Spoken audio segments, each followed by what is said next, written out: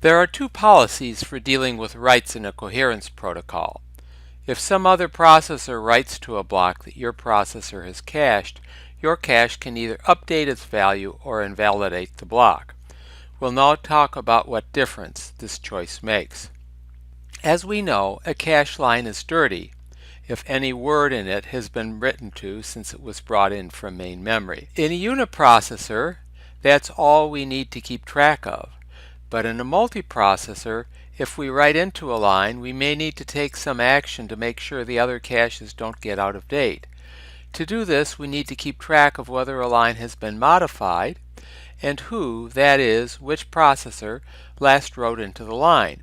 We say that whoever last wrote into it owns it.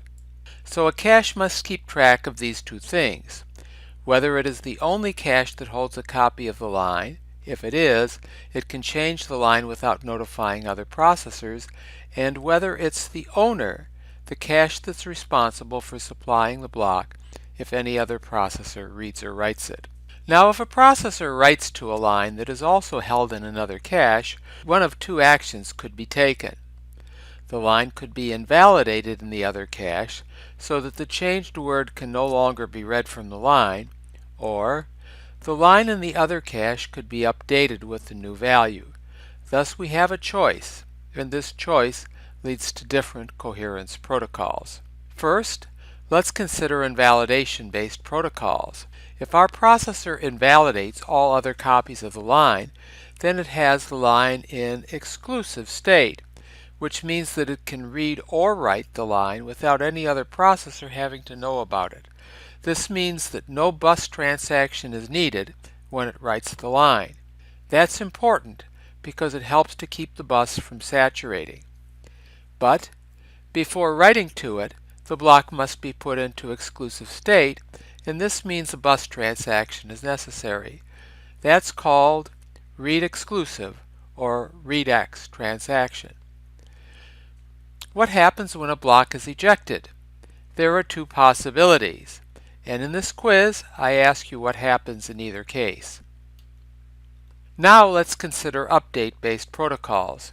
When a block is written, instead of invalidating it and forcing other caches to refetch it the next time they reference it, we could just send the write word to all other caches that are sharing the line. This is a new bus transaction called update. Compared to invalidation-based protocols, there are advantages and disadvantages. There are at least three related advantages. It could save a miss the next time a processor accesses the block. Not only does this save time for the referencing processor, but it saves a bus transaction. And remember, the bus becomes a bottleneck as the number of processors increases. And finally, it saves bus bandwidth. Instead of potentially several processors refetching the whole block, potentially several caches can be up to date by sending just one word. The disadvantage is that other processors may not want to use the line again, and in that case, update causes unnecessary transactions. It may keep bothering the processors every time it writes the line and cause blocks to stay in the other caches that may never be used again.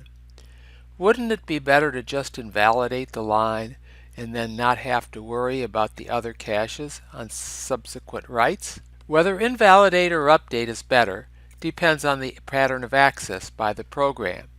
If one processor writes to a block and then it's read by other processors before the first processor writes it again, update is a win. Invalidation would cause a miss the next time the block is read. But if the block isn't read by others before the next time it's written, then invalidate clears out the dead copies, and subsequent writes by the owning processor don't cause any bus traffic. In this case, update saves misses.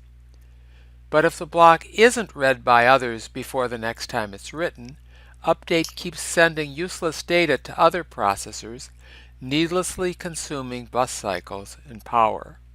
Studies have shown that most programs fare better under invalidate, but some systems provide update. There are even hybrid protocols which switch between invalidate and update based upon data gathered at runtime.